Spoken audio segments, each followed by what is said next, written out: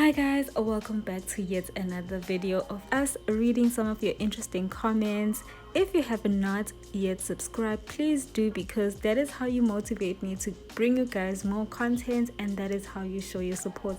As always, thank you so much for your love and support. So Kesana, 1 or 2 days ago, I saw that Mzansi Magic uploaded a post saying, if you had a chance to ask Umakwela, well known as Number 5, what questions would you ask her?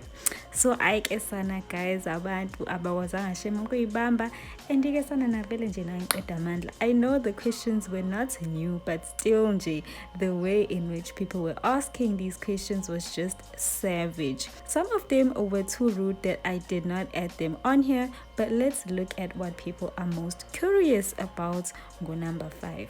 The first question is from Unobuhle Uti. At what stage you thought being fifth is a good idea? And then Alake Uti, do you have a degree and what do you bring to the table?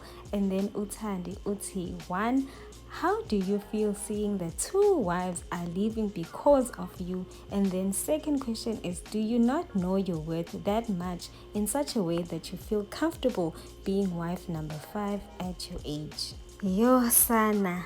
Unoria Uti, why not Musa sons ke? And then Upilisiwe uyamphendula uthi abanamali nje. Umisi ubuza ukuthi, after all these years we've been watching toxicity going on in the Mseleko household, yini sisi ubungenayo yini i-TV?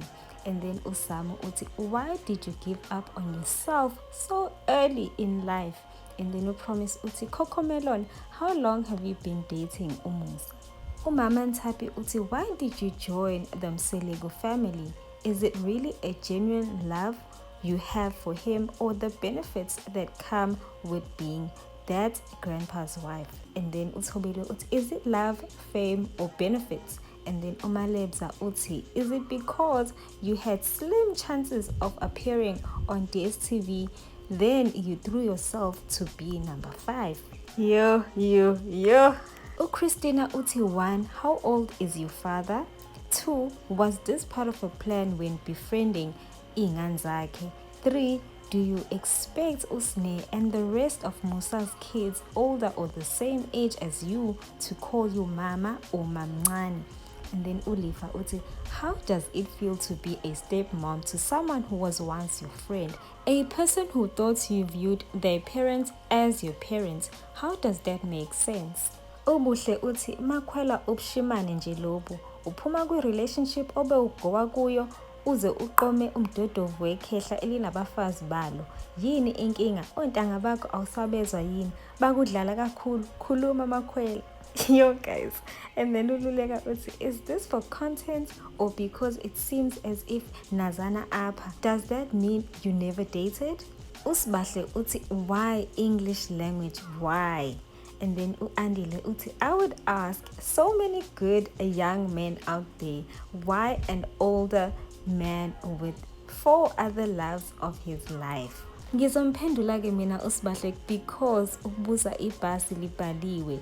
Besides the fact that usamke ufundile, ama 2000 nje bafethu ayasithanda isingisi awayixaki ngesiZulu. And also the real question here is, why did Umseleko choose a young educated lady to be his wife if English was going to be a problem?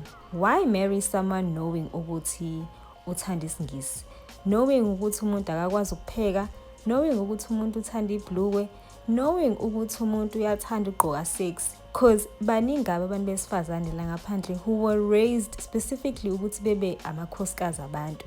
And then ke uAndile kumele ke asitshele ukuthi akephi ke lawo madoda, ngoba nakho sishimile guys bakithi. Let's not forget also ukuthi lamadoda lawo akwi age group kaSamke, they are out there in the streets busy jumping from girl to girl, awekho ready ukushada, they don't have their things together.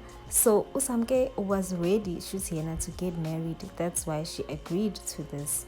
In my opinion, I do not have a problem with Usamke being number 5. I just think timing be wrong. Bekuzoba ngconywana if ungene wonke unkosikazi happy ekwamukela ukuthi okay khona uzongena, but ungena kwakhe kukhona abangekho happy, kukhona abafuna ukuphuma.